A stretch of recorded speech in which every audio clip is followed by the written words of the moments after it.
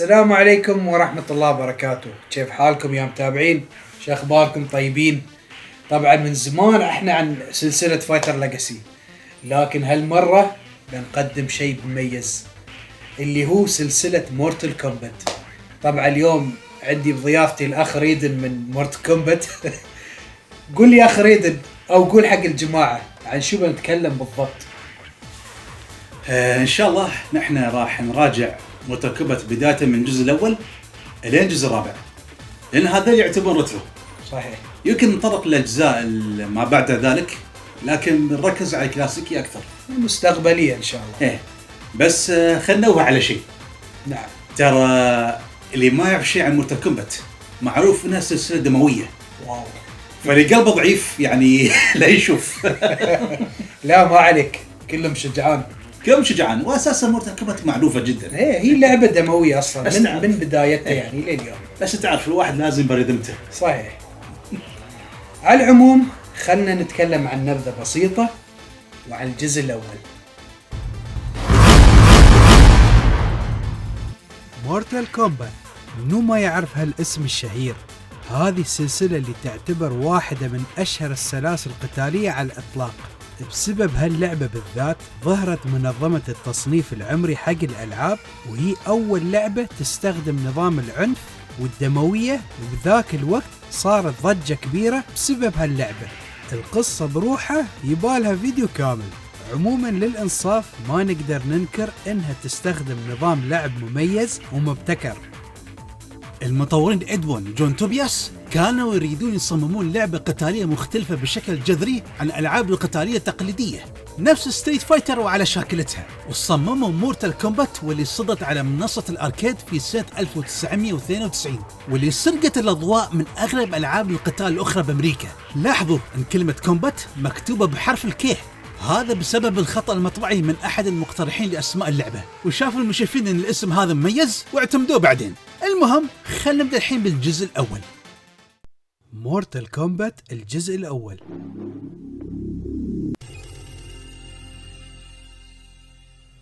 نزل أول جزء من السلسلة في سنة 1992 على منصة الأركيد، واللعبة نفس ما ذكرنا سوت ضجة كبيرة بأمريكا، وغطت على ألعاب القتال المنافسة نفس ستريت فايتر، ونزلت لاحقا على الأجهزة المنزلية. خل نتكلم على القصة. شانغ سونغ ينظم بطولة اسمها مورتال كومبات، وهالبطولة تكون في جزيرة خاصة فيها 7 ساحات للقتال. من شروط شانغ سونغ إذا هو انتصر بهالبطولة، الإمبراطور الأعظم شوكان راح يتم السماح له بالسيطرة على إيرث ريلم أو العالم الأرضي. هني دور الأبطال المشاركة بالبطولة وهزيمة الوحش غورو اللي عنده 4 ذروع. الحين بنعرف بالشخصيات. لو كينغ مقاتل فنون قتالية بموهبة فذة، والبطل الرئيسي بالسلسلة. هو أقوى مقاتل بالعالم الأرضي. غادر هو منظمة وايت لوتس اللي أسسها رايدن عشان يمثل معبد شاولين في بطولة مورتال كومبات. هدفه هو الالتحاق بالبطولة والقضاء على شانغ سونغ وأتباعه. واضح أن تصميمه مأخوذ من الأسطورة بروس لي. جوني كيج ممثل كبير وأحد نجوم السينما، هو الآخر عنده خبرة في القتال نظراً أن تم تدريبه على يد أفضل أساتذة الفنون القتال بالعالم، وهو يتميز بالظرافة وخفة دمه يوم يتكلم مع شخصيات، ومقتبس من الممثل الشهير فان دام لكن بأسلوب ساخر كوميدي.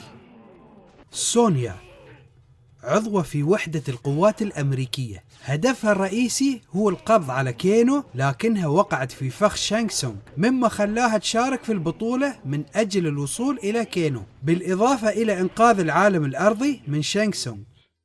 كينو مقاتل مرتزق والسفاح واللص مبتز، سوى الكثير من الجرائم نظرا أن عاش حياته في ارتكاب الجرائم فقط، وهو أحد الأعضاء البارزين في مجموعة التنين الأسود، وهي منظمة إجرامية كبيرة يحترمها حتى المجرمين حول العالم، وشارك في البطولة عشان يحقق أطماعه الشخصية. ريدن اسم مأخوذ من أسطورة الرعد، وفي نفس الوقت ريدن يعتبر سيد الرعد، وهو أحد الأسياد اللي تشكل على شكل إنسان، والسبب لهالشيء لأن تم دعوته للبطولة. واجبه الرئيسي هو حماية العالم الأرضي وتهيئة المقاتلين عشان يصيرون حماة للعالم. سكوربيون مقاتل النينجا من عشيرة شيراي رايو، واسمه الحقيقي هو هانزو هاساشي. يريد ينتقم من ساب زيرو لأن قتل عشيرته بالإضافة إلى زوجته وابنه. هو بعد لاقى نفس المصير ألين ما تم إحيائه من قبل ساحر مجهول. بعدين بنقولكم من هو، وتم تغيير اسمه لسكوربيون وتعني العقرب. ساب زيرو هو الآخر مقاتل نينجا لكن من عشيرة لينك واي، وهالعشيرة هم نينجا من الصين. أدري شيء غريب تشوفون نينجا صيني، بس اسمه الحقيقي هو بيهان، وهو يستخدم أسلوب الجليد في القتال، وهو يعتبر عدو سكوربيون اللدود. مثل ما شفتوا طاقم الشخصيات صغير وهو 7 شخصيات، لكن بذاك الوقت ما كان مشكلة كبيرة وما حد دقق على هالمسألة. الرسوم على وقتها كانت جدا مبهرة لدرجة ان البعض يقول بذاك الوقت انك تلعب بالشخصيات الفعلية، وهذا لأن ميدواي استخدمت الرسم الرقمي بحيث يتم تصوير الممثلين بالواقع ووضع أشكالهم وإطارات حركتهم بالألعاب. هذه من أحد أسباب تفضيل اللاعبين لهاللعبة دون باقي ألعاب القتال. أما بخصوص الجيم بلاي، اللعبة فيها زرين للكم وزرين للركل. في زر لتسديد لكمات علوية متتالية في الوجه، وفي زر لتسديد لكمات منخفضة على الصدر. إذا ضغطت تحت زاد لكمة علوية راح تسوي ضربة الأبركات أو الضربة الخاطفة المباغتة والقوية، وهذه تنقص الكثير من طاقة الخصم، وهي أقوى ضربة باللعبة. بالنسبة لأزرار الركل نفس النظام، في ركلة علوية وفي سفلية. إذا ضغطت ورا زائد ركلة علوية بتركل ركلة دائرية قوية في وجه الخصم. طبعا تقدر تقفز وتركل الخصم وتطيحه على الأرض، أو إنك تعطيه لكمة بس ما بيطيح على الأرض مباشرة. على عكس الألعاب الأخرى في زر مستقل حق الصد، ومش إنك تتم ضاغط ورا، تقدر تسوي بعد حركات خاصة ترتيب معين على أسهم التحكم، وبعدين تضغط الأزرار، وفي منهم حركات سهلة وما يحتاج احتراف للتنفيذ، مثل حركات رمي الرمح مال سكوربيون وغيرهم. من أكثر الأشياء اللي تميزت فيها اللعبة عن غيرها هي احتواها على حركة الفينيشنج.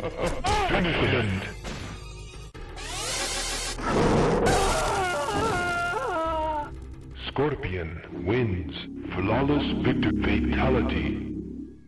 وهي حركة القضاء على الخصم بطريقة وحشية. تعرفون شو اللي يضحك؟ المصممين حاطينها على أساس انها حركات دموية كوميدية من باب الضحك، لكنهم ما توقعوا انها راح تدخلهم في مشاكل وقضايا هم في غنى عنها. طريقة تنفيذها يكون بعد ما تخلص طاقة الخصم وتطلع كلمة فينيشم أو فينيش هير، وتضغط ترتيب معين من الأزرار بشكل سريع وتصير الحركة، ولازم تسويها بوقت مناسب وما تطول عشان ما يطيح الخصم وتروح عليك. في حركة انهاء تسويها في مرحلة الجسر بحيث انك بس تسوي الضربة المباغتة ويطيح الخصم على الرؤوس المدببة أو السيوف. نظام اللعبة ما كان يركز قطع الكامبوات والضربات المتتالية السريعة، كله يعتمد على الاستراتيجية فقط، ومتى تسوي حركات ومتى تضرب. هي فعلا تميزت باسلوبها الخاص بشكل كبير. خل نذكر بعد ان اللعبة فيها البونس ستيج او مرحلة مكافأة، بحيث انك لازم تكسر اللوح الخشبي بانك لازم تضغط على زرين الشحن بشكل متتالي لين ما يزيد البار فوق الخط، وبعدين اضغط على زر الضرب وراح تكسر الخشبة. خل نتكلم عن طور الاركيد. انت بتواجه مجموعة من الخصوم، راح تمشي حالك في معظم الاوقات اذا عرفت كيف تلعب، لكن احيانا يطلع نينجا اخضر بالصدفة قبل المباريات ويقولكم تلميح عشان تحصلونه وبعدين يختفي. شو سالفته؟ بتعرفون بعد شوي. قبل ما تواجهون جورو راح تدخلون في مباراة تواجهون فيها خصمين ورا بعض في كل جولة. هذه يمكن من أصعب المراحل اللي راح تمرون فيها باللعبة. بعد ما تخلصون منها راح تواجهون الوحش جورو نص إنسان ونص تنين. الحين هذا شكله شكل تنين ويا قرعته. المهم هو يمتاز بالقوة المرعبة والضربات الثقيلة اللي وايد تنقص من طاقة الخصم. هزيمته مش سهلة ويباله صبر. بعد ما تغلبونه على بالكم انكم حصلتوا البطولة راح تواجهون شانغ سونغ بنفسه. شانغ سونغ ساحر يسرق الأرواح من البشر، وهو منظم البطولة وخادم مطيع للإمبراطور شاو كان. عنده القدرة انه يتحول للشخصيات القابلة للعب، وهو بعد يطلق كرة نارية اذا كان بالشكل الحقيقي. المهم بعد ما تغلبه راح يطلع من جسمه ارواح المقاتلين كلها وتصير بطل في مورتال كومبات. بعد ما لو كينغ هزم شانغ سونغ قرر يرجع لمعبد شاولين. هل تتوقعون انها النهاية؟ لا طبعا. خلينا نتكلم عن أسرار اللعبة. نسخة الأركيد فيها سرين. الأول هو قتال شخصية سرية. يوم توصل لمرحلة الجسر وتشوفون الظلال غريبة على القمر مثل ما تلاحظون، لازم تهزمون الخصم جولتين بدون ما تتعرضون لضربة واحدة. وفوق هذا لا تضغطوا أبدا على زر الصد. سمعتوا؟ وفوق هذا لازم تطبقون حركة الفيتاليتي بشكل إجباري. Scorpion wins. Flawless fatality.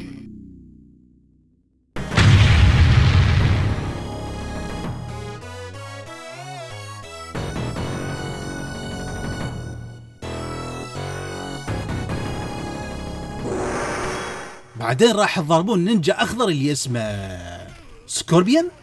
حيدا ريبتايل. يمكن نفسه يعدون على الاسم، لأنه يوم يفوز يكتبون ريبتايل. ليش هو بلون أخضر؟ لأنه مزيج بين اللون الأزرق والأصفر. ولاحظوا أن حركاته مختلطة بين سب زيرو وسكوربيون، وهزيمته أبدا مش سهلة وصعب جدا. للعلم ظهور الظلال مش دائم يوم توصل لمرحلة الجسر، وهي تطلع صدفة، لكن لو شفتوا الظلال طبقوا الحركة إذا قدرتوا طبعا.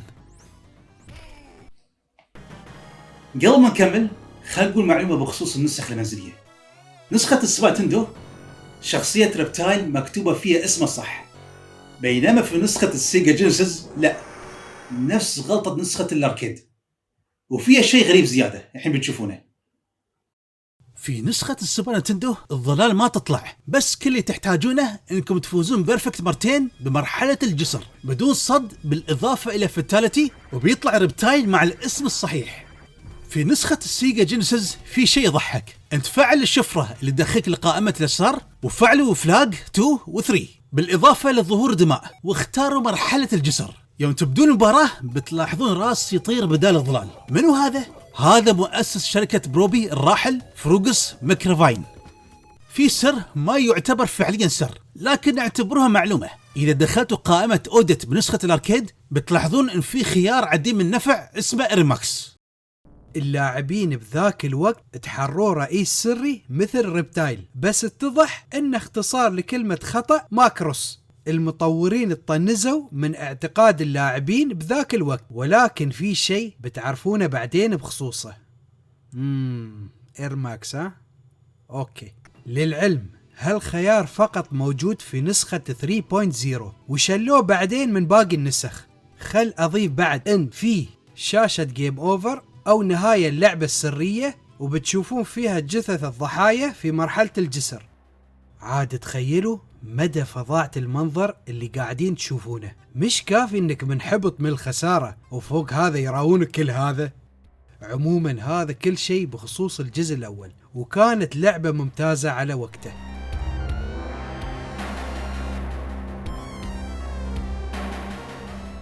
مورتال كومبات الجزء الثاني. بعد النجاح الساحق اللي حققه الجزء الأول من السلسلة، ميدواي قررت تصدر جزء تكميلي واللي نزل في سنة 1993 بعد الجزء الأول بسنة. فئة كبيرة من اللاعبين يعتبرون الجزء الثاني الأفضل بالسلسلة. هذه مسألة آراء عموما، وراح نتطرق لهالموضوع لاحقا. خلينا نتكلم عن قصة الجزء الثاني.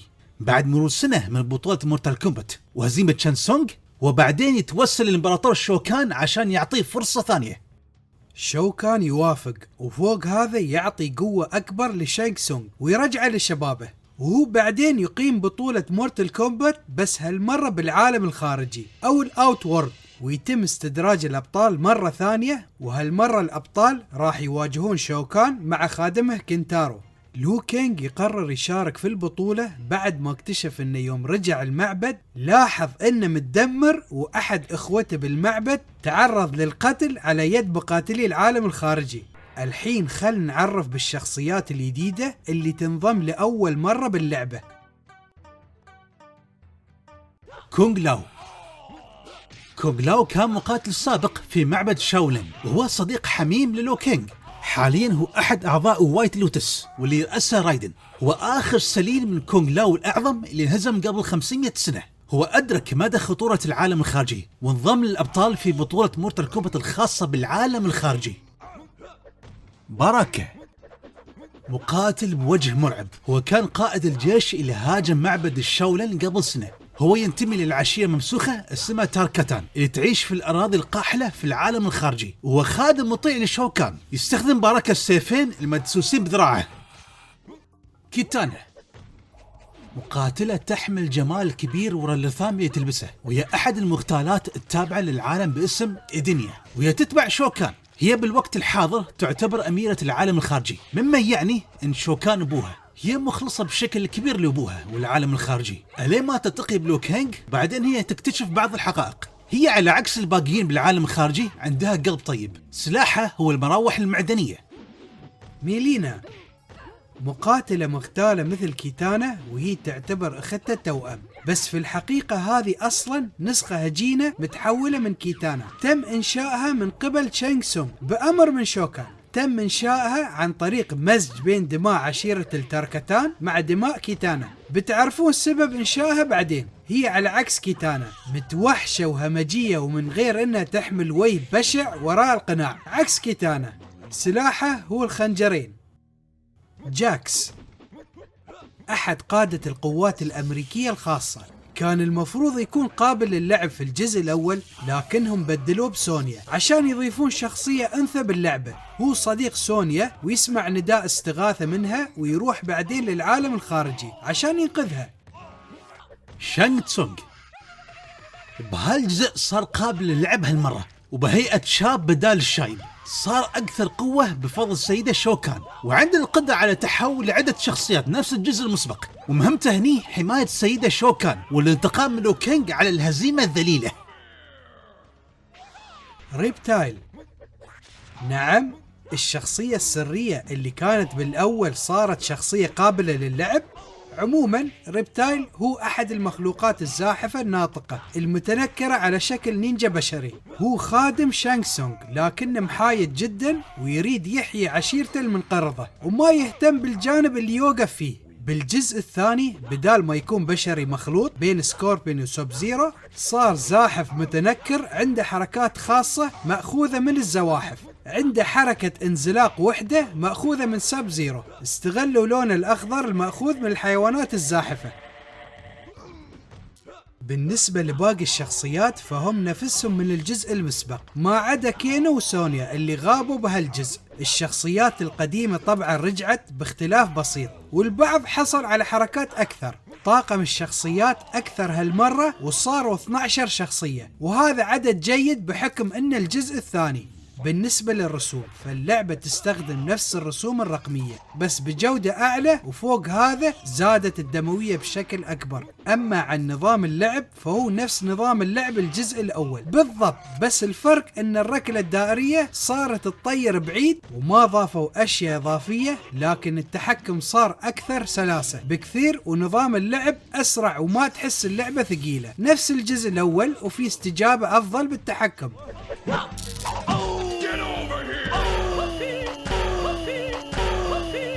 شو سالفة هالوي الذانة؟ يقول توستي ما أدري تستي. أوكي، هذا المهندس الصوتي للعبة اسمه دان فوردن. على كل حال في ساحات جديدة للمعارك، علاوة على ذلك ضافوا حركات نهائية جديدة زيادة عن الجزء الأول. Reptile wins.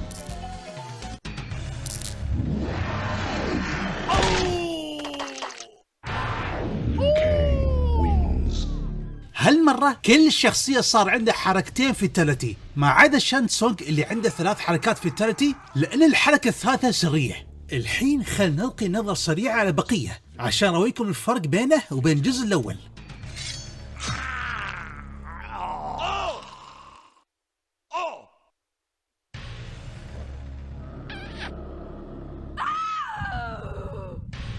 Kitana wins. Flawless.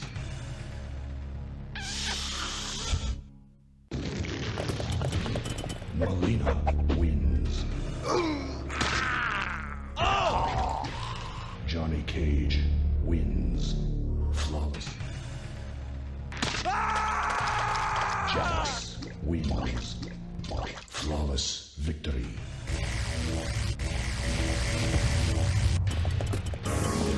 Wins.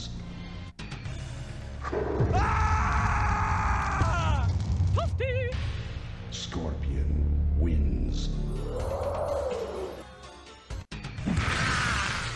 Sub-Zero wins. Flawless. مثل ما شفتوا صايرة أشد دموية. أنا ما راح أراويكم أكثر وأنتوا شوفوا الباقيين يوم تلعبون. خلنا نختمها مع الحركة النهائية الثالثة لتشانغ تسونغ.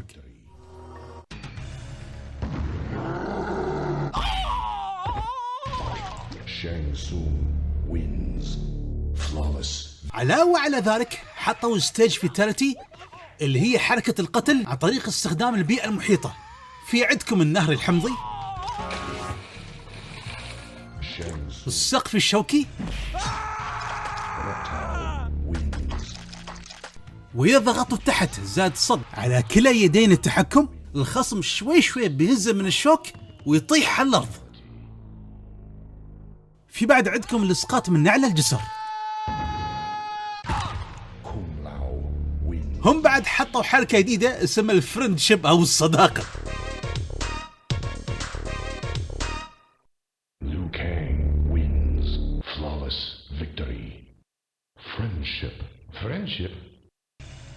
فكرته كانت الرد على اللي انتقدوا العنف والدموية بالجزء الأول، والحركة كانت نغزة في وجوههم عشان يغضونهم، وخاصة بعد ما تم اعتماد التصنيف العمري للألعاب، وصار ما في مشكلة الوضع الدموية من بعد ما صارت السالفة. عموما هي فكرته إظهار مواد الخصم بدل قتله بشكل عنيف.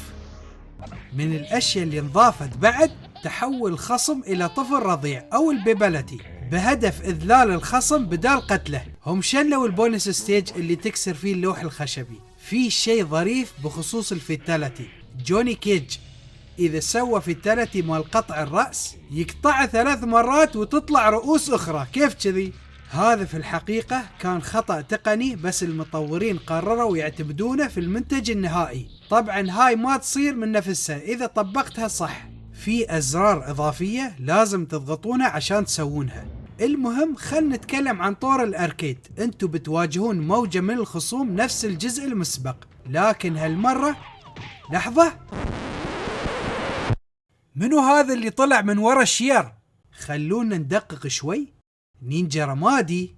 اوكي عرفت، بديكم سالفته بعد شوي. المهم بعد ما تتقدمون شوي تشوفون علامة استفهام، بتعرفوا موضوع بعدين مو مشكلة. على كل حال في أواخر طور الأركيد راح تواجهون شانغ تسونغ بدال مقاتلين دفعة واحدة، وهو بيكون شوي صعب. بعد ما تقضون عليه للمرة الثانية وتفتكون منه بيطلع واحد أخس منه وهو كنتارو. هذا يشبه جورو لكنه أشد وحشية منه. كنتارو ينتمي للفصيلة المتوحشة اللي تشبه النمور، وعنده مخالب وأسنان رغم أنه ما يستخدمها في القتال. هو مش من عشية دراكو اللي ينتمي لها جورو. كنتارو من الفصيلة المقرضة، هو أصعب وأقوى من جورو، وراح تعانون عشان تغلبونه. يوم توصلون لشوكان لاحظوا على اليمين سونيا المقيدة بالقيود على أساس سنجاكس ينقذها، موضوعها معروف. على اليسار كينو، هذا ليش مكبل؟ شو مسوي؟ مو على أساس إنه وياهم؟ المهم شوكان على عكس شانغ سونغ هو الآخر ثقيل وضرباته جدا خشنة وشديد البأس، ودايما ما يرمي عبارات سخرية سواء في بداية القتال وفي نص القتال وحتى في نهايته. ما يسكت أبدا، شقنا الشق، هو مصر على الكلام حتى لو قاطعته. لحظة، الكلام بيكون نقطة ضعفه بحيث انك تخليه مفتوح للهجمات. المهم مع مرور الوقت انت راح تقدر تقضي عليه وتصير بطل بطولة مورتل كومبات للمرة الثانية.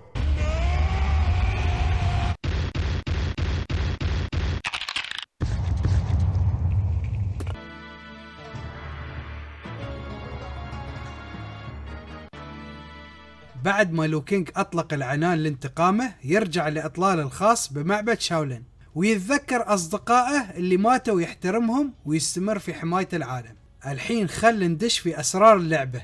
تذكرون النينجا الرمادي في مرحلة الغابة؟ هذا مرات يطلع بالصدفة قبل المباريات ويرمي تلميحات. النينجا الرمادي هو سموك. في مرحلة البورتر أو البوابة اللي انتوا تشوفونها يوم يطلع ويهدان اضغطوا تحت زائد ستارت بسرعة. إذا ضبطوها راح يتوقف القتال وبيقولون انكم راح تخوضون في قتال سري.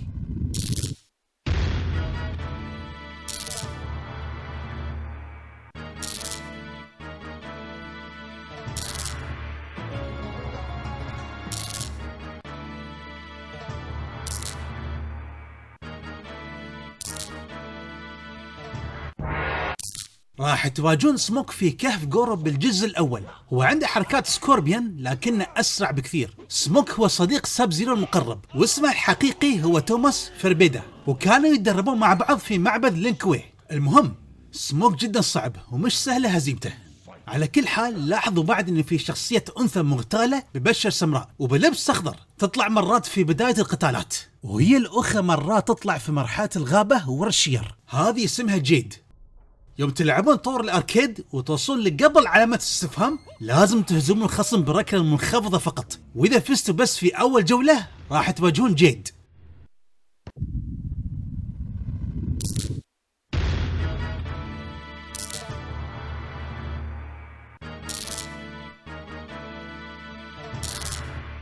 حركاتنا نفس حركات كيتانا، والطلقات تمر من خلالها بدون أذى نفس الشبح.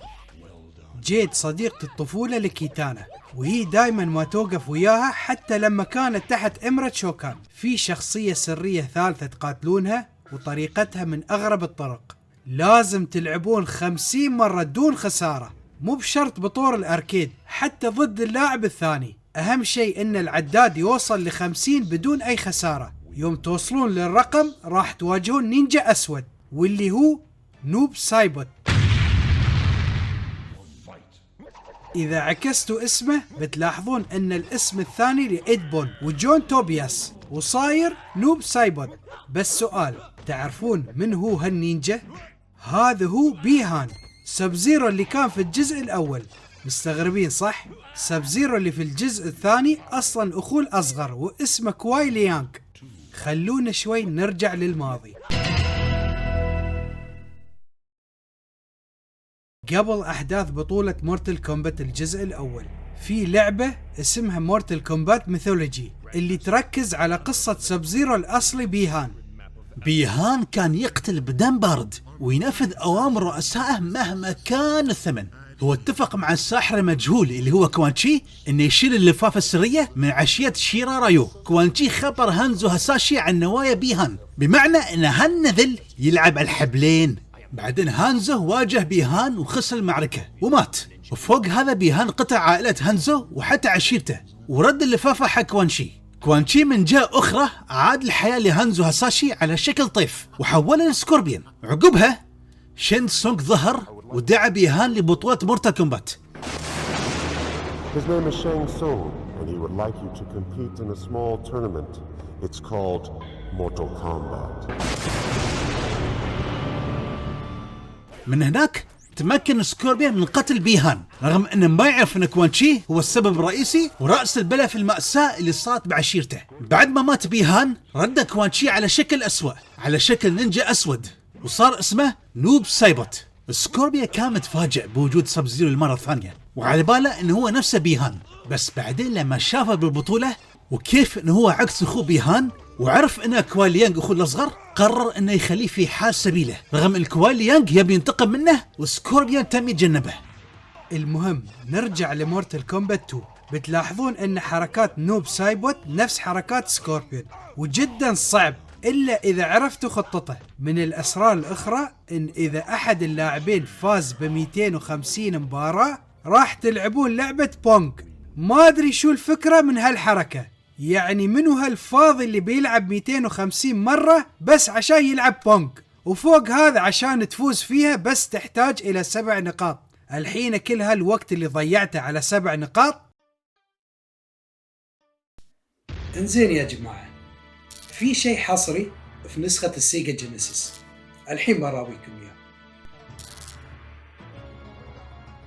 دخلوا هالشفرة اللي تشوفونها قدامكم في الاوبشن وبتفتحون قائمة سرية وهي تيست مود، وفعلوا الكود اوه ناستي.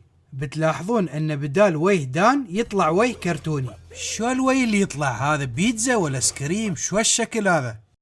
يوم تلعبون بريدن تأكدوا من انكم تلعبون بمرحلة الارموري او مخزن الاسلحة، وبعدين سووا هالفتالتي.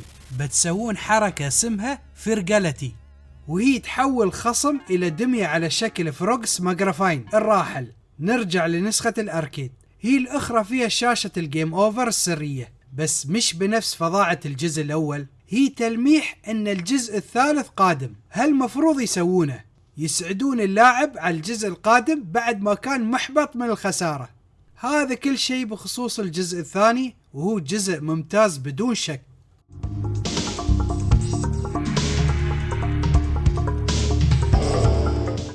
المهم يا جماعة، فاصل بسيط. خبرنا يا أخ ريدن، شو ذكرياتك مع الجزء الأول والثاني؟ وين أول مرة لعبته؟ اوكي شوف، الجزء الاول لعبته على جهاز السيجا جينيسيس. حلو. زين، كنا نشوف يعني شخصيات تقول يعني فينيشم، نحن سمينا اللعبه فينيشم او فينيشنج، يعني على الكلمه هذه بس سمينا اللعبه. زين. وقتها ما كنا نعرف شو السالفه، بس نسمع يقول فينيشم وما ادري شو. بس بعدين اخوي جاب نسخه سوبر نتندو من امريكا وقال عن سالفه الفينيشنج موف وتخبلنا. شفنا الفينيشن مالت شو اسمه سكوربيون. حلو. وكانت حلوه، يعني تخبلنا عليها ذاك الوقت، كانت شيء جديد. فالمهم لعبنا الجزء الاول وبعدين لعبنا الجزء الثاني بعد على جهاز سوبر نتندو، وشفناها ان كيف زادت دمويه وكانت يعني جدا رهيبه. زادوا الشخصيات والتحكم كان سلس، فكانت يعني تجربتنا جدا سعيده مع الجزء الثاني. بس الصراحة هاي النغمة ما أنساها. فينيشر ددن هاي. شوفوا ذكرياتي أنا مع الجزء الأول، أول مرة شفته في الأركيد اخترت منه لو كينج. غريبه، أول ما شفت شكله أنا عبالي بروسلي، مرة ديزاين بروسلي يعني. ترى كنا نسميه إيه. بروسلي، ما نعرف انجليزي. هي هذه. فشفنا الاشياء الدمويه فيها، لكن ما كنت اعرف على الفينيشن الا يوم لعبت نسخه السيجا. والجزء الثاني بعد لعبته على السيجا على طول. فاكثر شيء لعبناه ذاك الوقت الجزء الثاني اكثر من الجزء الاول. فاحلى ذكرياتي كانت مع الجزء الثاني، واعتبرها صراحه جزء قوي. سؤال، انتم يوم لعبتوه على السيجا جينيسيس طبقتوا الكود الدمويه ولا ما تعرفون عنه؟ اول شيء ما كنا نعرف، لكن في جماعه طبعا نفس الكلام، اخوهم كان دارس في امريكا ونفس الشيء خبرونا كذا كذا الكود وكذا كذا، كنا نكتبه في نوت صغيره ونسجلها عندنا. يا اخي الله يرحمه ايام ما كنا نسجل نوت وهذا. ايه خلاص احنا هالشيء ما فيه. لا خلاص هالشيء ما في، كل شيء موجود في الانترنت يعني. على كل حال راح نستمر للاجزاء المتبقيه. قبل ما ندش في الجزء الثالث، خلنا نذكر لكم لعبة جديدة بالذكر، وهي مورتال كومبات شاولين مونكس. واحداث هالجزء تغطي الجزء الثاني. اللي مهتم بقصة الجزء الثاني ويريد يدش في تفاصيلها يلعب اللعبة هذه. مثل ما تشوفون هذه لعبة مغامرات أو قتال أرض صفاء بأسلوب عميق واحترافي، والجيم بلاي فيها ممتع جدا. أنا أنصح اللي ما لعبها يلعبها. نحن ما راح نراجعها هني بحكم إنها لعبة مغامرات، بس بغينا نذكرها لأنها تابعة للقصة وجديدة بالذكر.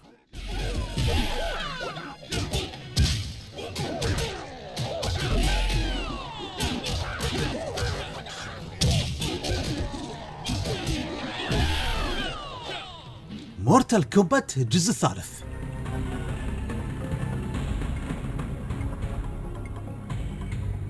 بعد مرور سنتين من إصدار الجزء الثاني، ميدواي أخيراً أصدرت الجزء الثالث من السلسلة من بعد النجاح الساحق للجزء الثاني، والجمهور كان متعطش جداً، خاصة بعد ما مرت سنتين من آخر إصدار. ولكن نحن نسمع آراء متفاوتة عن هالجزء، بس على كل حال نخلي هالموضوع بعدين. خلنا نتكلم عن قصة الجزء الثالث. من بعد خسارة شوكان في بطولة مورتال كومبات بالعالم الخارجي وهروب شانسونغ، عاش العالم في سلام لفترة. بعدين طلعوا مجموعة من الكهنة بقيادة شانغ سونغ وحاولوا يعيدون الملكة سندل بعد ما ماتت في سن مبكرة. هالخطة للعلم كانت مدبرة من 10,000 سنة. هم ما قدروا يحيونها في العالم الخارجي وإنما في العالم الأرضي. شوكان بعدين يتمكن من العودة بفضل هالشي، وراح للعالم الأرضي عشان يستعيد الملكة سنديل. ونتيجة لهالشي تم الدمج بين العالم الأرضي والخارجي، وكثير من الأشخاص خسروا أرواحهم، ولازم لو كينغ وأصدقائه يواجهون الشر نظرا أنهم مستهدفين بشكل رئيسي. ولو كينغ وقتها كان يسعى لتحرير وطن الأميرة كيتانا. سونيا وكينو تم تحريرهم أخيرا من قبل جاكس. طبعا السبب من تحرير كينو هو لإرساله للسلطات الأمريكية بهدف محاكمته على جرائمه، لكنه يتمكن من الهرب وينضم لجيش شوكان.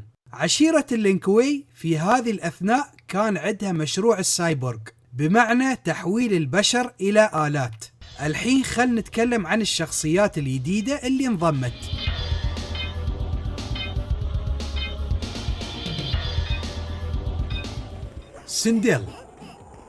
سندل كانت تحكم العالم الخارجي بصحبة شوكان.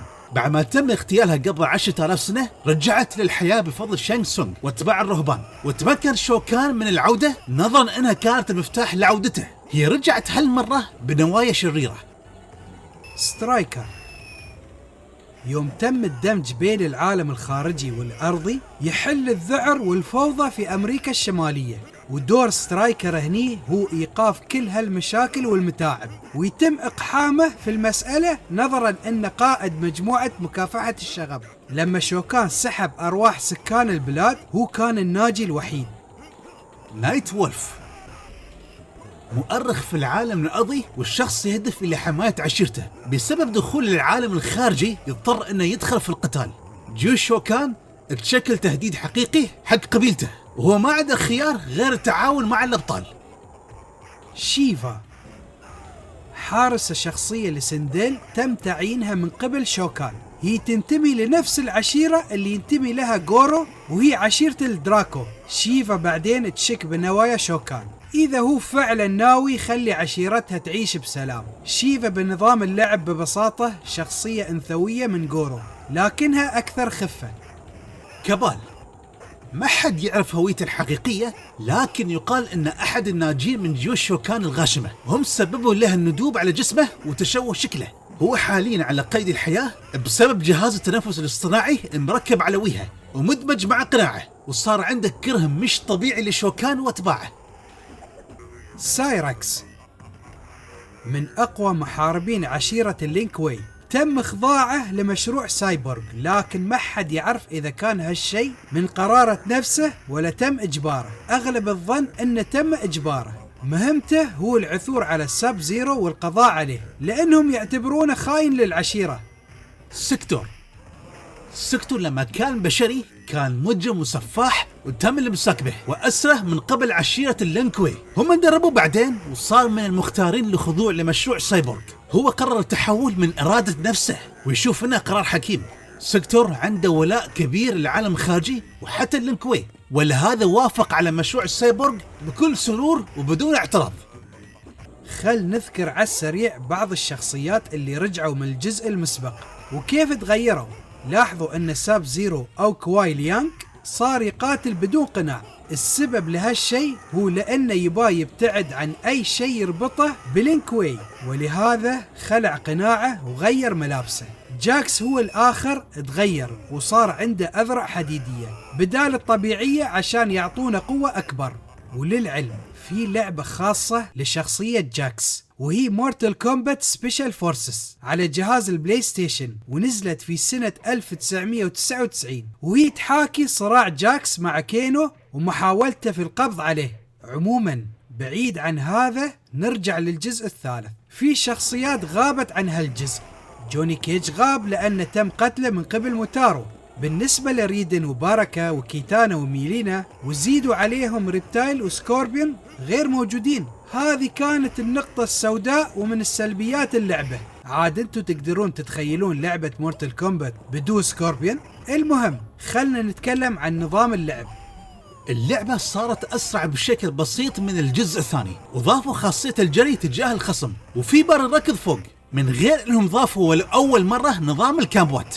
هذه تسويها وانت قريب الخصم، وتسوي ترتيب معين من الأزرار عشان تسوي الضربات المتتالية، يعني لا تعتمد على اللكمة المباغتة بالشكل دائم.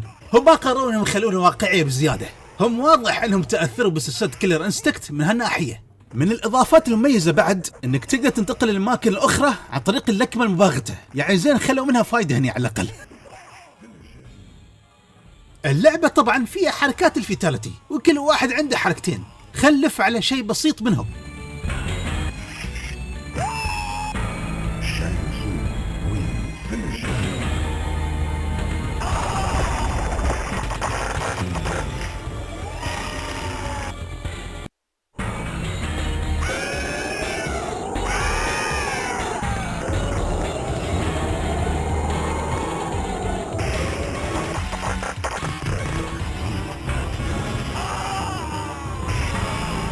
هاللقطة واضحة انها مأخوذة من فيلم بريداتور لما سواها اخر شيء حق ارنولد. المهم، شو رايكم بالفتاليتيز بشكل عام؟ اقل جودة من السابق صح؟ المهم حتى حركات انهاء الخصم باستخدام البيئة المحيطة رجعت، ولكن في اماكن مختلفة، وهم مرحلة السكة الحديدية، البرج الخشبي،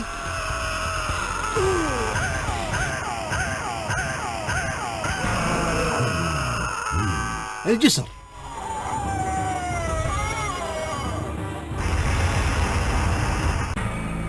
البيبالتي والفرنشيب بعد موجودين ومختلفين عن الجزء المسبق.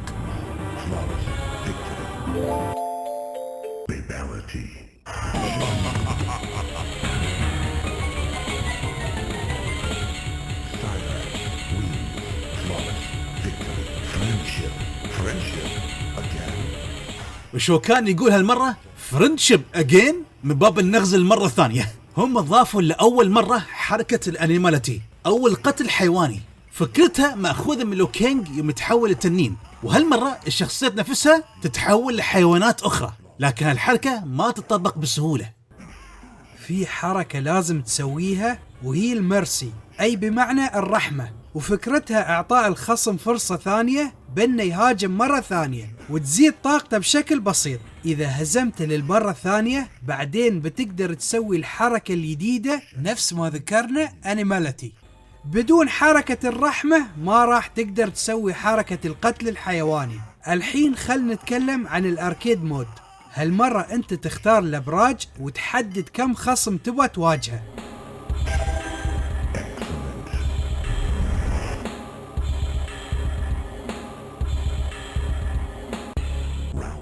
المهم بعد ما تخلصون منهم راح تواجهون موتارو.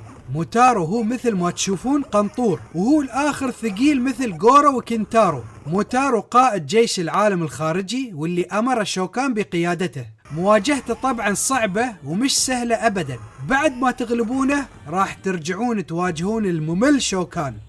وهالمزعج طبعا ما زال بنفس شخصيته الاستهزائية اللي ما يوقف عن السخرية والسكوت. هني مش صعب بس حرفيا سم، وراح تعانون بشكل كبير جدا. حركة النطحة مالته قام يسويها حتى بالهواء. مع عدة محاولات راح تقضون عليه، بتكونون أنقذتوا العالم الأرضي من شر شوكان والتخلص منه للأبد. بعد ذلك يتم إغلاق البوابة اللي تسببت باندماج العالم الخارجي مع العالم الأرضي، وكيتانا تشكل لو كينج على إنقاذه للعالمين. طبعا كونغ لاو مات دفاعا عن العالم الأرضي، وبعدين اتضح أن والد كيتانا الحقيقي مش شوكان. شوكان بالأصل قتل والدها الحقيقي اللي اسمه جيرود، وكان يتوقع في يوم من الأيام إن كيتانا راح تخونه، ولهذا طلب من شانغ تسونغ أنه يصنع ابنة ثانية بديلة وهي ملينة.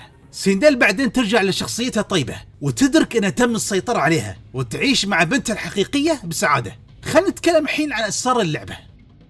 الجزء الثالث فيه العديد من الأسرار. يوم تلعبون ضد اللاعب الثاني في شاشة المواجهة بتشوفون أيقونات تحت، وكل أيقونة تتغير بحسب ضغطكم على الأزرار بيد التحكم. كل لاعب يتحكم ب3 أيقونات ويبدل بينها، ولازم تتعاونون في وضع الشفرات عشان تفتحون أسرار وأمور تأثر على القتال. مثلا تقدرون تدخلون شفرة تخليكم تلعبون في الظلمة، وفي شفرة ثانية تخليكم تلعبون لعبة قلقة، هذه على الأقل أهون من بونج. في شفرات أخرى نفس منع خاصية الصد والجري وغيرهم من الشفرات. للعلم في عدد كبير من الشفرات وما نقدر راويكم إياها كلهم لأن ما بنخلص. هي موجودة بالمواقع إذا حابين تطبقونها. في نفس الوقت خل نذكر شفرة مميزة. هذه هي الشفرة اللي تشوفونها قدامكم. الفايز فيهم في الجولة الأولى راح يواجه سموك. خلصت المباراة والحين بتضاربون. ها؟ سموك سايبورغ؟ نعم، سموك بهيئة سايبورغ. للعلم لما كواليانغ وسموك سمعوا عن مشروع سايبورغ قرروا يهربون من العشيرة. ساب زيرو تمكن من الهرب، لكن سموك تم القبض عليه واجبروه على التحول لسايبورغ، وتمت برمجته على قتل صديقه ساب زيرو. لكن سموك قدر يسيطر على تصرفاته، رغم ذلك راح يظل عالق في جسم الآلي طول عمره. للعلم في طريقة لاختيار سموك. في نهاية طور الأركيد سواء إذا أنت فزت فيه أو خسرت بتطلع شاشة الشفرات. ندخل هالشفرة بحسب الترتيب اللي تشوفونه قدامكم بالصورة. ساعتها راح تشوف لقطة تلمح انه صار قابل للعب.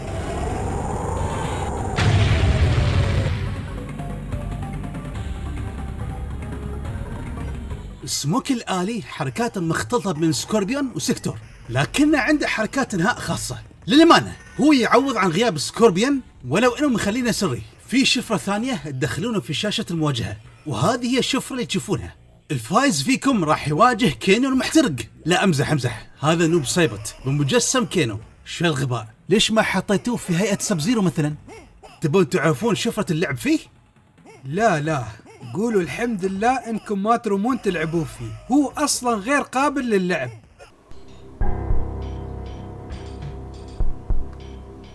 في نسخة السوبر نينتندو والسيجا جينيسيس تقدرون تلعبون فيها بالزعماء، لكن لاعب واحد بس يختار احد هالشخصيتين بشفرة خاصة. بالنسبة لنسخة السوبر نينتندو هذه الشفرات السرية الخاصة بالخيارات السرية، وهذه طريقة نسخة السيجا جينيسيس. هذا كل شيء بخصوص الجزء الثالث. هو كلعبة مش جزء سيء، ولكن فيه عيوب للأمانة. أول شيء نقص الشخصيات الأساسية من السلسلة، وثانيا وقت حركة الفتاليتي جدا قصير، وكأنهم معطينك بس محاولة واحدة عشان تسويها، وهذه مبالغة. خل أضيف بعد أنك يوم تسوي الفتاليتي اللي تخلي الضحية تتقطع لأشلاء، تشوف عدد كبير من الأقدام والأذرع وتخليك تقول شو السالفة، شيء غير منطقي. وحتى يوم تسوي الفتاليتي اللي تقطع الرؤوس، شوفوا الجثة بعدها واقفة، شيء غريب الصراحة. المهم نفس ما ذكرنا هو مش جزء سيء بأي شكل من الأشكال. في شاشة الجيم اوفر تطلع لكم إعلان عن الفيلم الجزء الأول، يطلب منك مشاهدة الفيلم. وانتهينا من الجزء الثالث. Ultimate Mortal Kombat الجزء الثالث.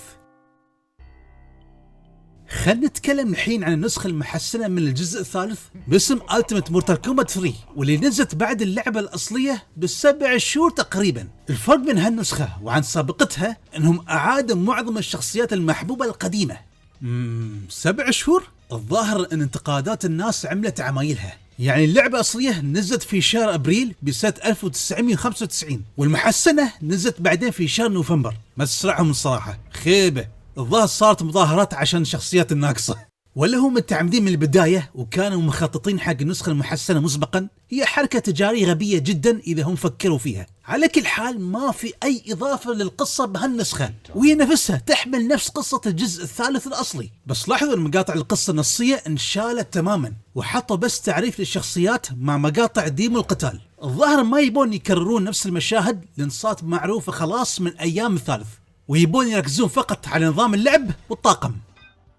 بالنسبة لطاقم الشخصيات لاحظوا أنه صار أكبر، وهالمرة خانة الشخصيات السرية صارت 3 بدال 1، وبنيب طاريها بعد شوي. خل نتكلم عن الشخصيات اللي رجعت. اللي رجعوا للطاقم هم كيتانا، وعندها لحسن الحظ أغلب الحركات الرئيسية مع ملابس مختلفة عن الجزء المسبق. وفي شخصية كانت سرية بالجزء الثاني وصارت بعد قابلة للعب لأول مرة بالسلسلة، وهي جيد المغتالة الخضراء. لحسن الحظ انهم حطوا لها حركات حصرية ومو بخارقة بشكل مكسور بالجزء الثاني. طبعا ما يحتاج نذكر انهم رجعوا سكوربين وربتايل بمظهر جديد وبحركاتهم القديمة المميزة، وللأمانة هذيل كانوا المفروض يكونون موجودين بالجزء الرئيسي.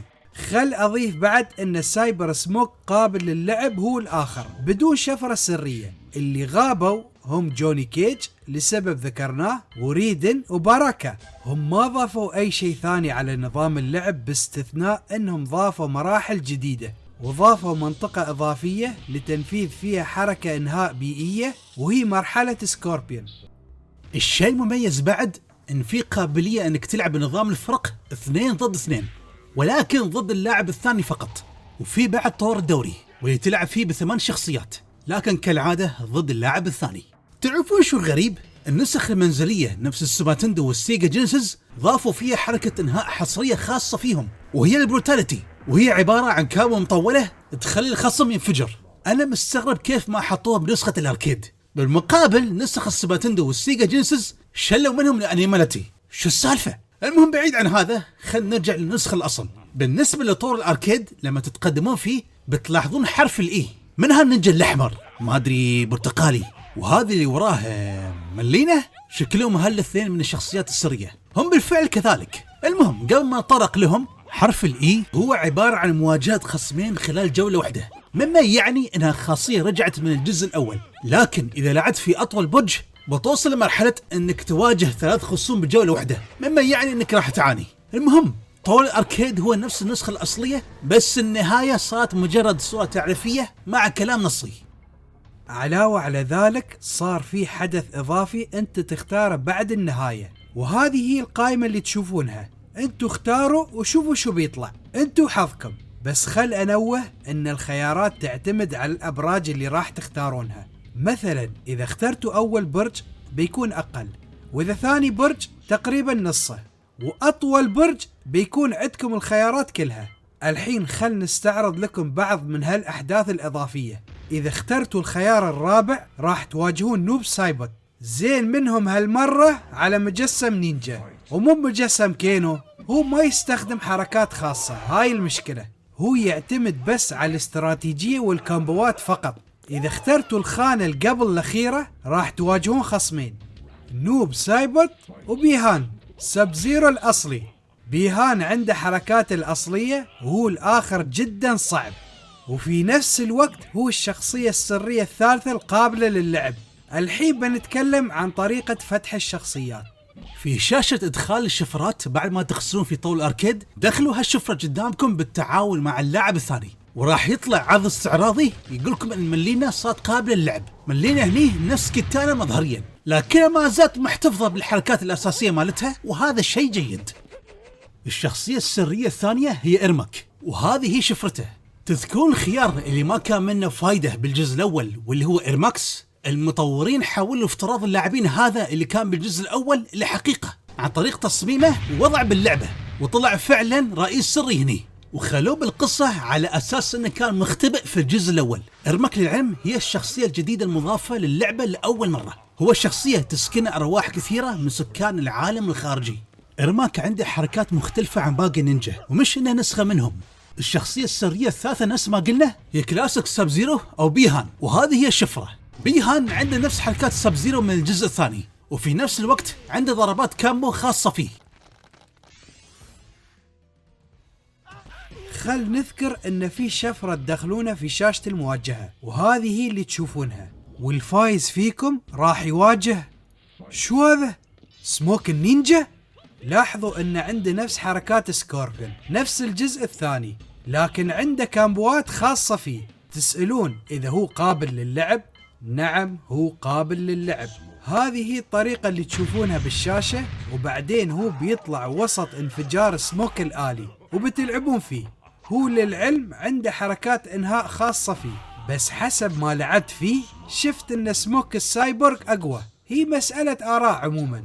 في شيء غريب جدا، لاحظوا بالمقدمة ظهور نينجا بنفسجي يواجه شوكان على منصة الأركيد. ما كنا نعرف شو سالفة هالنينجا وما في أي معلومات عنه، بس يوم شغلنا نسخة السوبر نينتندو أو السيجا جينيسيس اتضح ان هالنينجا موجود وقابل للعب، واسمه رين.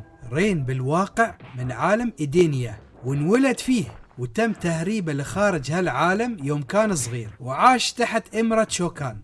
هو قرر يخون العالم اللي عاش فيه عشان ما يتم ذبحه على يد شوكان. نوب سايبوت هو الآخر قابل للعب بهالنسخة، وعنده حركات خاصة على عكس نسخة الأركيد، وموجود بدون شفرة نفس رين، ورسائهم اللي يحتاجون إلى شفرة. الغريب في نسخة ألتيميت على نسخة 16 بت المنزلية إن شيفة غير موجودة فيها. على كل حال عودة إلى نسخة الأركيد وإلى رين. في شفرة حصلناها بالنت وهي توحي إنكم بتحصلون رين. إذا طبقتوها يقولون إن رين ممكن يتحصل في المقبرة.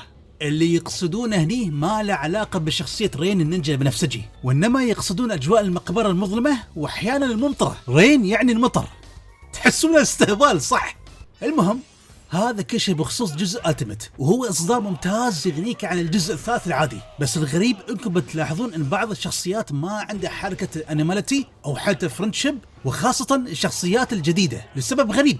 مثلا إرمك عنده حركتين فيتاليتي وحركة إنهاء بيئية، عنده بروتاليتي فقط في النسخ المنزلية. سموك النينجا ما عنده إلا حركة إنهاء وحدة وحركة إنهاء بيئية وبيبالتي، بس في النسخ المنزلية عنده بروتاليتي. أما بيهان عنده حركة فيتاليتي وحدة وحركة إنهاء بيئية، وفي النسخ المنزلية عنده بروتاليتي. تعرفون شو الغباء؟ حركة الفتاليتي مالته مقطعة. شوفوا الفتاليتي مال ريبتايل هي زينة، بس صراخ الضحية ل3 مرات مش منطقية.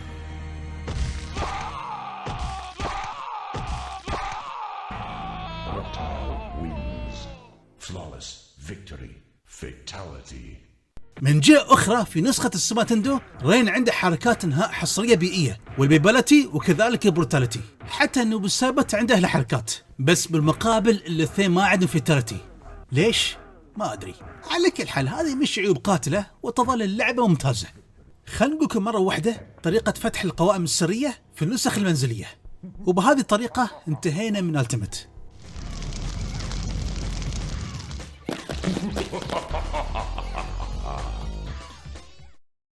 مورتال كومبات تريلوجي.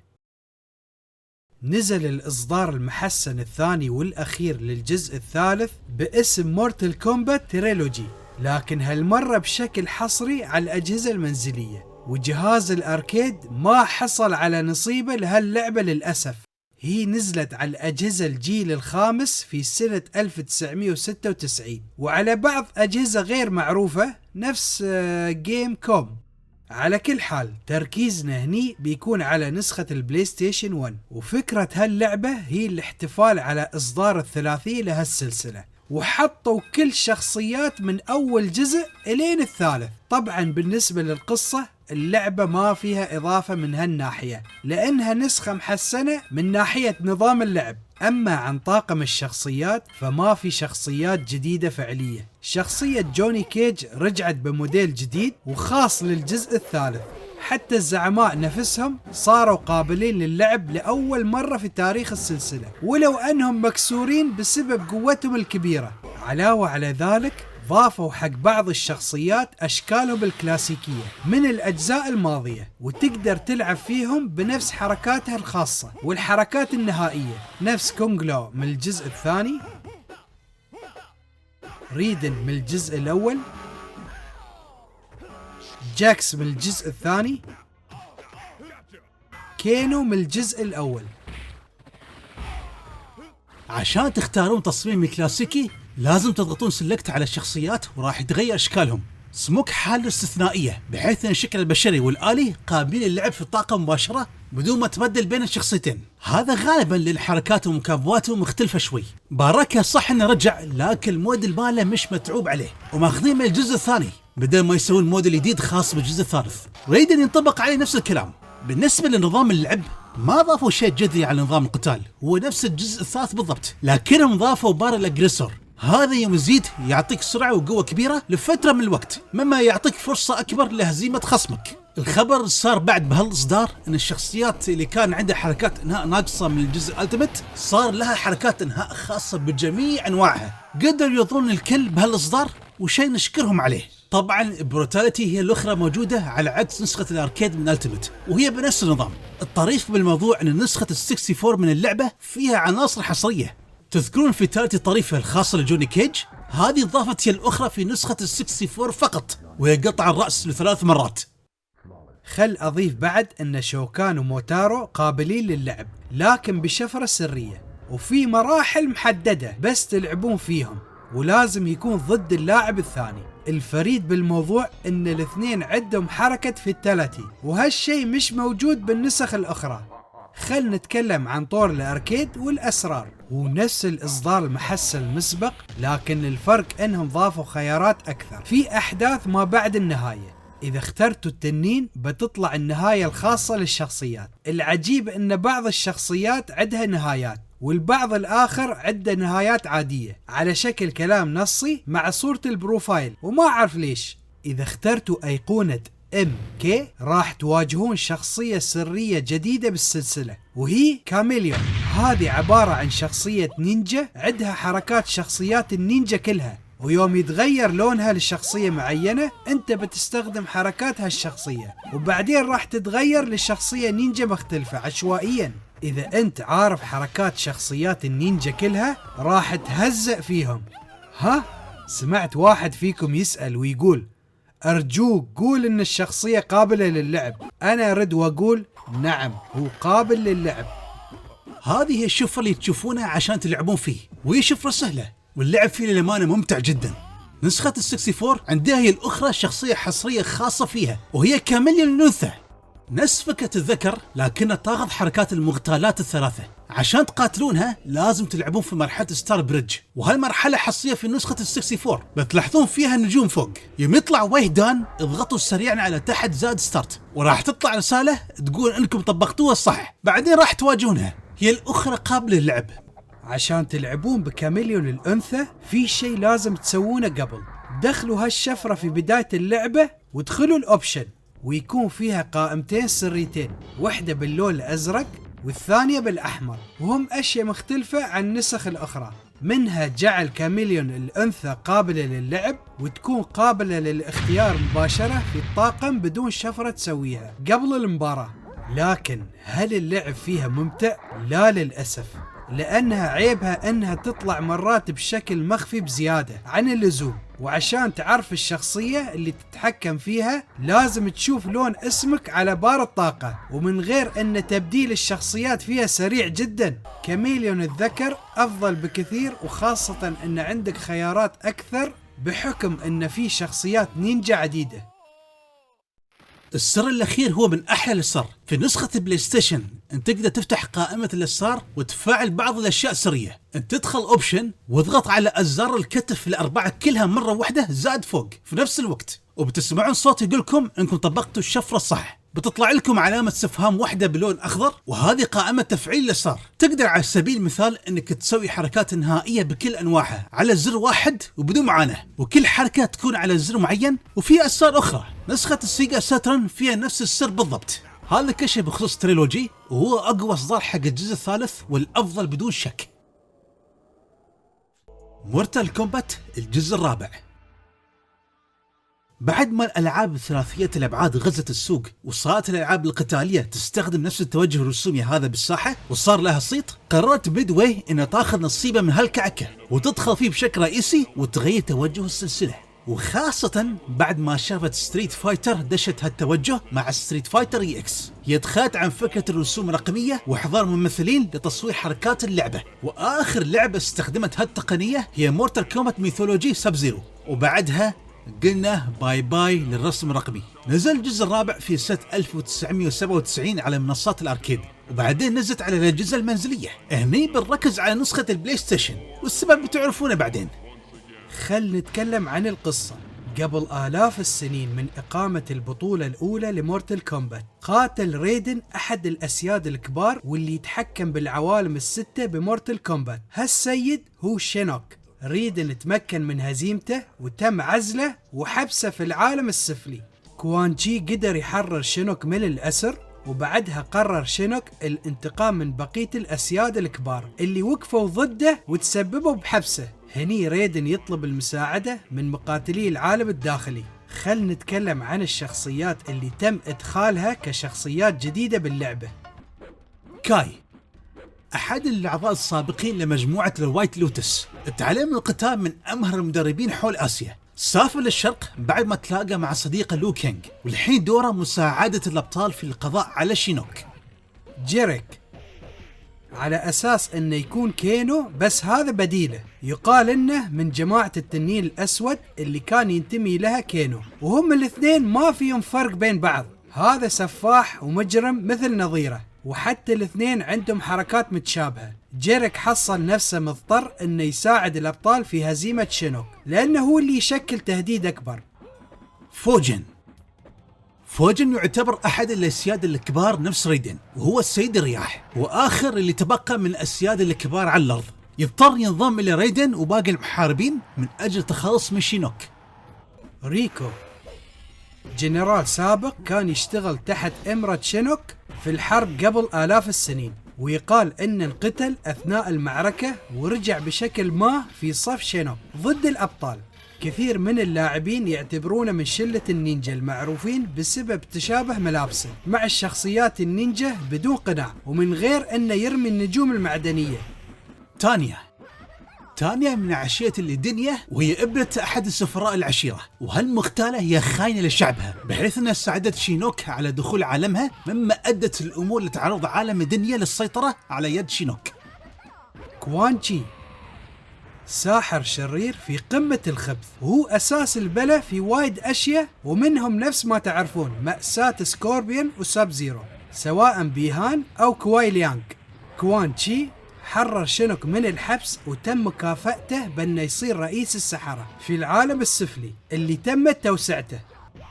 أما عن بقية الشخصيات، لو كينغ حاول ينقذ عالم دنيا من كوان تشي، لكنه فشل بتحقيق هالشيء وقرر أنه يهزم شينوك من باب تعويض فشله. سونيا صارت عضوة في وكالة التحقيق بالعالم الخارجي، وهي تبحث عن جيرك بحكم أنه آخر عضو في مجموعة التنين الأسود. هي تختفي لظرف ما وجاكس يلحقها. ريبتايل كان منفي للعالم السفلي، وبعد ما تم تحرير شينوك هو انضم لجيشه ضد الأبطال. بالنسبة للساب زيرو، هو قرر يساعد الأبطال ويرجع بلبس بيهان كإكرام له، وبعد ما تم انحلال عشيرة اللينكوي وما عاد لها وجود. بالنسبة للسكوربيون، هو تم استغلاله من قبل كوان تشي، لأن كوان تشي وعده إنه بيرجع كإنسان طبيعي. هل برايكم إن كوان تشي بيفي بوعده؟ اختموا اللعبة بسكوربيون وبتعرفون. بالنسبة لعودة جوني كيج، بعد ما مات روحه تمت في السماء بسلام، وتراقب الأحداث لكنها ما غادرت العالم الأرضي، وبالتالي رجعت الجسم الميت. كيف عاد؟ المخرج عاوز كذا. بالنسبة لجاكس كالعادة ما عنده الشغلة غير انه يدور سونيا، ما عنده شيء ثاني مهم. على العموم هو سمع عن عودة شينوك وما عاد في وقت للخوض في امور جانبية. خلنا نتكلم الحين عن نظام اللعب. اللعبة احتفظت بأغلب أساسات الأجزاء المسبقة وما شطحت بشكل كبير، لكنها ضافت بعض الإضافات بحيث إنها تتناسب مع البيئة الثلاثية الأبعاد. هالمرة المقاتلين عندهم القدرة على الحركة ليمينهم ويسارهم، ومش مجبورين إنهم يتقاتلون على خط واحد. وعلاوة على ذلك تقدرون تشلون الحجارة أو الأشياء اللي على الأرض وترمونها على الخصم. صار في استغلال أكثر للبيئة الثلاثية الأبعاد. خل أضيف بعد إن كل لاعب يطلع سلاح خاص يستخدمه في القتال. الكومبوات ما زالت موجودة، بس تعرفون شو المشكلة؟ صارت أقل عمقا من السابق وأكثر بساطة، وكلهم عندهم نفس ترتيب الكامبوات. وأثناء القتال يصير شيء اسمه ماكسيمم دمج، واللاعبين يندفعون لورا. فكرته هو جعل لعب موزون وإعطاء الغير لتنفيذ هجوم معاكس. بالنسبة للحركات النهائية فما في إلا الحركات الفتاليتي فقط.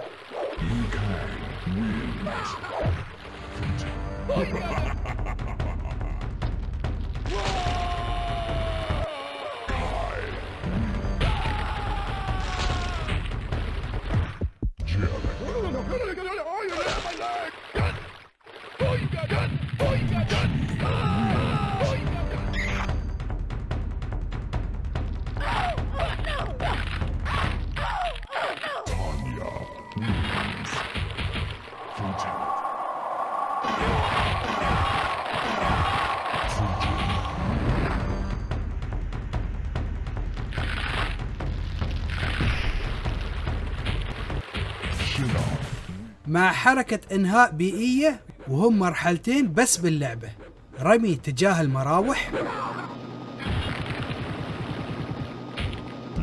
ولكمة مباغتة على الأشواك.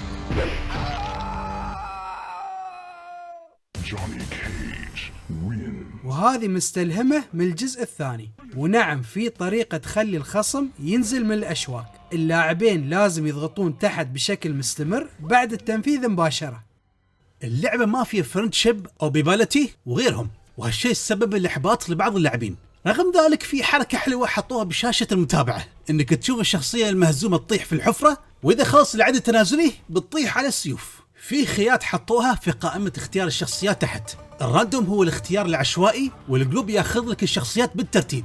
يوم تخلص من أول شخصية بالمباراة ينتقل للشخصية التالية. الهدن هو إنه يخفي مربع الخيارات وأن تختار الشخصية بحسب حظك. قتال الفرق 2 ضد 2 موجود بهالجزء بعد، لكن هالمرة بتقدر تلعب فيه بطول الأركيد ومش حصن ضد اللاعب الثاني نفس إصدارات الجزء الثالث.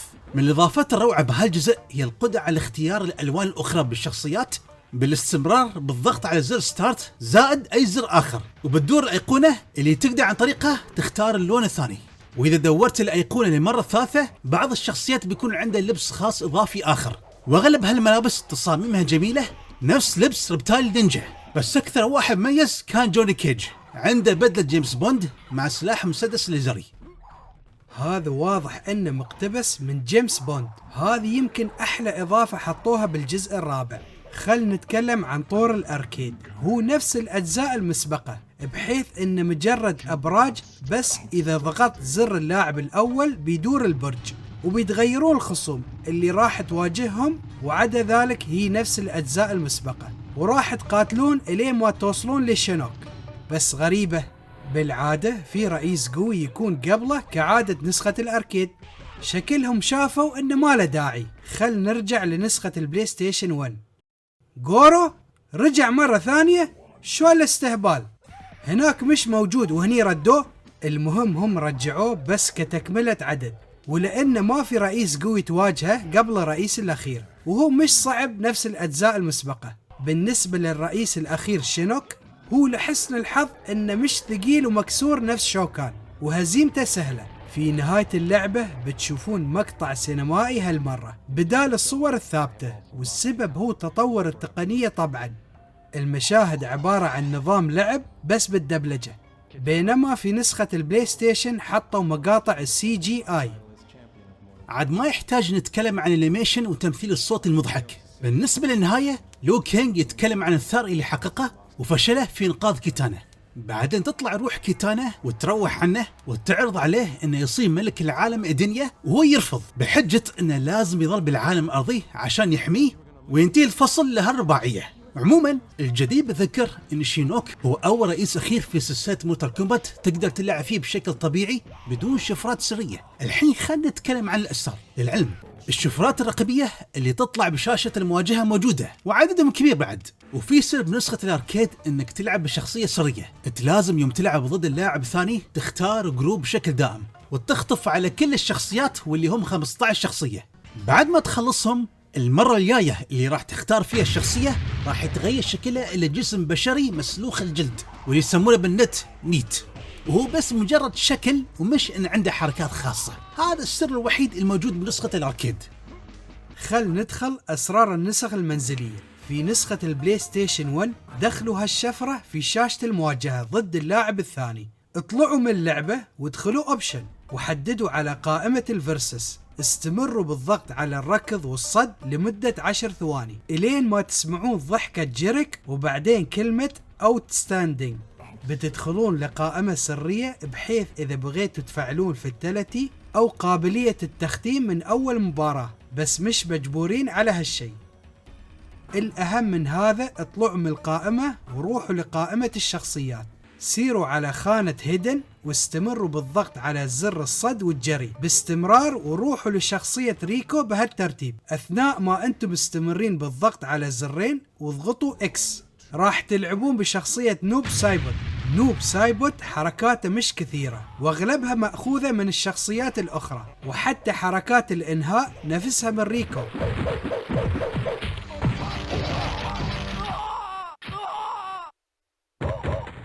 في نسخة ال64 كرة النار مالته تحرق، وعلاوة على ذلك عنده حركتين فيتاليتي مختلفتين عن نسخة البلاي ستيشن 1.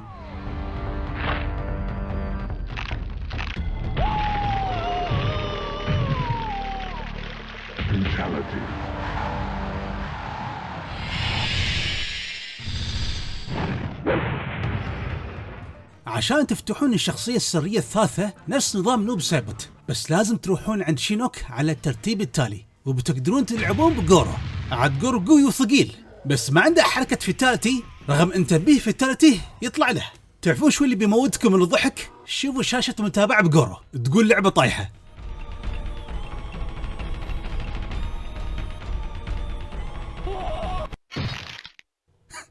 انخبط على قرعته. المهم نسخة ال64 تختلف شوي ونظامها أفضل. انت ما تحتاج تفعل كود في شاشة المواجهة، روح مباشرة الأوبشن بس حدد على خيار متابعة واضغط على زري الصد والجري باستمرار ألين ما تدخل قائمة سرية، عقب اطلع منها. طريقة اختيار الشخصيات السرية عكس نسخة البلاي ستيشن. اختار هيدن بشكل عادي، ويوم تتوجه للشخصية اختارها على زري الصد والجري وراح تلعبون فيهم. خل نذكر بعد الميت موجود بالنسخ المنزلية وبنفس طريقة فتح على جهاز الاركيد. خل نتكلم عن الشخصية السرية الأخيرة. الطريقة الوحيدة عشان تلعبون فيها عن طريق الجيم شارك فقط. تخيلوا حطوا الجيم شارك في نسخة ال64 وفعلوا شفرة كيتانا، وهالشفرة بتحصلونها بالنت. اختاروا أي حد بالطاقم وبتطلع كيتانا. هم مستخدمين نفس الموديل اللي طلع في نهاية لو كينج، حركاتها بسيطة جدا وعدها حركتين وهم بعد مأخوذة من الشخصيات الأخرى من غير حركات الفيتاليتي. الغريب انك يوم تخلص أول مباراة اللعبة تعلق. مش متأكدين إذا المشكلة من جهازنا ولا من الشفرة. نسخة البلاي ستيشن فيها خيار طريقة اللعب بكيتانا بجيم شارك، لكنك فعليا انت ما تلعب فيها وإنما تستخدم حركاتها. انت اختار اي شخصية وراح تستخدم حركات كيتانا. بتقولون ليش وكيف؟ السبب الرئيسي هو لأن كيتانا طلعت على شكل مقطع سينمائي وما تم تصميم موديل خاص فيها باللعبة على عكس نسخة ال64. السر الأخير مرات يوم تسوي فيتاليتي بسكوربيون دان مرات يقول توستي 3D. Scorpion wins. Fatality. هذا على أساس إنهم دشوا في مجال ثلاثي الأبعاد. هذا كل شيء بخصوص مورتال كومبات 4، وهو أقل جزء تفضيلا لدى اللاعبين. مشكلته في طاقم الشخصيات وخاصة الجدد اللي كانوا غير مثيرين للاهتمام على وقتهم، ومن غير انيميشن الشخصيات اللي تحسهم رجال آليين أكثر من بشر. حتى في بعض الحركات تحسهم يقولون كلمات عشوائية. هو جيد كلعبة قتال لكن كمورتال كومبات هو الأضعف.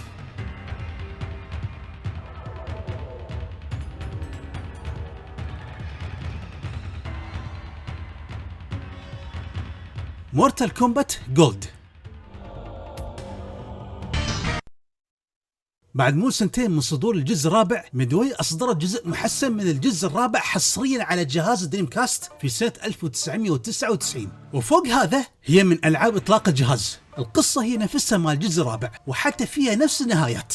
نظام اللعب هو الآخر بنفس الميكانيكيات بدون إضافة تذكر. الرسوم هنا تحسنت بشكل أفضل من نسخ الجيل السادس. هل في إضافات تسوى بهالإصدار؟ نعم في شخصيات إضافية وكلهم شخصيات قديمة. أولاً سايركس اللي كان عالق في رمال الصحراء تم تحريره من قبل جماعة اللينكوي، لو تذكرون لقطة من الجزء الثالث، ورجع هالمرة بطباع مختلفة وراحت عن الرغبة في القضاء على كواليانغ أو سب زيرو. ملينا رجعت الحياة بعد ما ماتت على يد كيتانا، وهالمرة وقفت تحت إمرة شينوك، لكن الخضوع هالمرة كان من أجل هروب خلسة لاحقاً. بالنسبة لكيتانا هي تمكنت من الهرب من حراس كوانشي لما تم غزو عالمها، مع أن في اللعبة الأصلية لمحوا إنها ماتت، فما أدري شو السالفة. بالنسبة لكونغ لا يقال أنه مات متأثرا بالجروح في معركته ضد شوكان، لكنه بصعوبة عاد للحياة بشكل طبيعي. هو ينضم للأبطال ويبا ينتقم لسلفه كونغ لو الأعظم اللي مات على يد شينوك قبل آلاف السنين. أما بالنسبة لباراكا هو عاش حياته في التجوال بدون ما يحدد هدفه، خصوصا بعد موت شوكان، لكنه قرر ينضم لكوانشي بشرط أنه يعطيه عالم من العوالم يحكمه باراكا. لاحظوا أنهم دخلوا الشخصيات المعادة في القصة غصب وتحسونها بس محاولة ترقيع عشان يردونهم. لكن إذا أنت من النوع اللي ما يهتم بالقصة هالموضوع ما يهمك. نظام اللعب ما في أي تغيير يذكر وهو نفسه بالضبط، لكن ضافوا القابلية على اختيار الأسلحة المرغوبة، ومش إن كل شخصية عندها سلاح خاص. خل نتكلم عن أسرارها. ميت طبعا نفس نظام الجزء الرابع الأساسي، لكنك بتلعب في شخصيات أكثر بحكم إنهم زادوا. أما عن نوب سايبوت دخلوا هالشفرة اللي تشوفونها بالشاشة، وبتسمعون ضحكة جيريك وكلمة outstanding. طريقة الاختيار بنفس أسلوب ال64 ونفس الكلام ينطبق على غورو. نظام اللعب نفس النسخ الأخرى، مش إنهم حطوا له إضافات تذكر، بس أقرب حق نسخة البلاي ستيشن. بس حركات الفيتاليتي هم حطوا واحدة من نسخة ال64 وواحدة من نسخة البلاي ستيشن.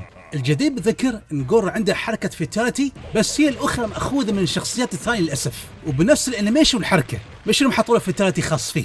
الشخصية السرية الرابعة راح يتم اختيارها إذا طبقتوا نفس شفرة الشخصيات السرية المسبقة، بس حددوا الخيار على سايركس هالمرة وراح تلعبوه بسيكتور. شو موقع سيكتور بالقصة؟ هو أنقذ سايركس بعد ما تم محبوس في الصحراء لسنين طويلة، لكن رغم ذلك كان شاك في نوايا سايركس وكان يأمر أتباعه بمراقبته. اللعبة فيها نظام تغيير الألوان والملابس نفس الجزء الرابع الأساسي، كل اللي تسويه أنك تظل ضغط على زر ستارت بعدين اضغط على أي زر آخر. عموما شو الرأي النهائي بخصوص نسخة جولد؟ صح ان اضاف شخصيات اضافية بس لسبب غريب، بعض حركات الشخصيات طالعة بانيميشن غريب وبدائي جدا، وحركات الفتاليتي بتلاحظون انها مكررة وما تحسون انها مختلفة جذريا. طبعا بحكم اللعبة انها تستخدم رسوم ثلاثية الابعاد، كان سهل جدا وضع نفس الفتاليتي من الشخصيات الاخرى بنفس الحركة وما يحتاج يصورون ممثلين بحركات جديدة بشكل رقمي. جزء جولد هو أفضل إصدار للرابع حق اللي يبى النسخة الأفضل، لكن هالإصدار المحسن ما قدم قفزة كبيرة على عكس نسخ الجزء الثالث المحسنة. وهذا كل شيء بخصوص رباعية مورتل كومبات. Cyrax wins. النهاية. زين يا جماعة، وصلنا الختام. خلني أسأل سؤال جدا صعب حق الأخ حسن أو أكوبة. شي باخر يدين هذا. زين، شو أحلى جزء عندك بالسلسلة؟ والله العظيم صعب أحدد شو أحلى جزء عندي، لكن لو تقول لي أضعف جزء أنا أقول لك جزء الرابع. هذا بالنسبة لي أضعف جزء. الجزء الثاني حلو وايد لعبناه. جزء التيمت نفس الشيء، الترولوجي نفس الشيء. والعادي الثالث العادي؟ الثالث العادي لا، بسبة الروستر يعني اللعبة زينة، لكن طبعا دام ان انت عندك محسنة نسخة التيمت ليش تلعب الثالث؟ اكيد بتلعب الالتيمت يعني. وعقب نزلوا جزء اقوى اللي هو ترولوجي، هذا بتلعبه لعب صراحة يعني. هو شوف، انا حيا دوري اجاوب على هالسؤال وفي نفس الوقت وهكتين. يلا قول. شوف، الأغلبية طبعا معروف يعني في كوميونتي مورتال كومبات وايدين يفضلون الجزء الثاني، الأغلبية يمكن فيه، لكن أنا عن نفسي ما أشوف الجزء الثاني أفضل جزء. كل جزء يتميز عن جزء آخر بشيء. كلام سليم. الجزء الثاني يعني يتميز بالبساطة والهذا يعني كيف أقول بعد، يتميز بالبساطة ما كان في تعقيد. الثالث ضاف يعني الكامبوات، يعني خلى الجيم بلاي يعني أكثر احترافية، لكن في نفس الوقت الجزء الثالث فيه سلبية. شو؟ وقت الفتاتي جدا قصير. ايه هذا نسخة الاركيد كذي، هاي مشكلته. بشكل عام كل النسخ مش بس الاركيد، حتى النسخ بس المنزلية. ما تلاحظ النسخ المنزلية الحركة تستوي مثلا اسرع الفينيشر؟ والله انا حسب تجربتي حسب ذاكرتي ان كلهم نفس الشيء. حتى نحن انا حسيت ان النسخ المنزلية شوي كانوا اسهل. شوف، النسخ المنزلية شو ميزتهم؟ فيهم الكود اللي يمدد من وقت الفتاتي او يخلي لا نهائي. صح. هذا يساعد بس. لكن اذا انت بتتكلم عن شغل رسمي الوقت يعني جدا ضيق.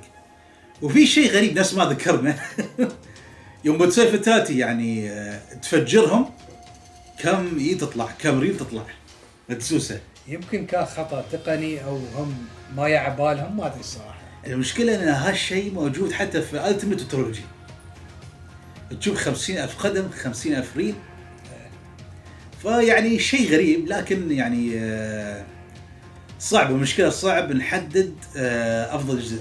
والناس ما قال لك حسن الجزء الرابع يعني الجزء الرابع اضعف جزء، لكنه لا يشترط انه يكون لعبه سيئه. صح، يعني تتسلى فيها. ومشكلته يعني انيميشن الشخصيات تقول يعني حرفيا رجال آليين. ايه تقول رجال آليين، يعني في مشكله في الانيميشن غريبه. حركه غريبه، لكن الجيم بلاي جيد وما في عمق يعني في الكامبوات نفس الجزء الثالث والالتيميت والترولوجي. صحيح. فهذا هو. عموما يا جماعه ان شاء الله استمتعتوا بهالحلقه، ومستقبليا ان شاء الله نفكر يعني بنشوف يمكن نكمل باقي السلاسل. على العموم مشكورين وما قصرتوا.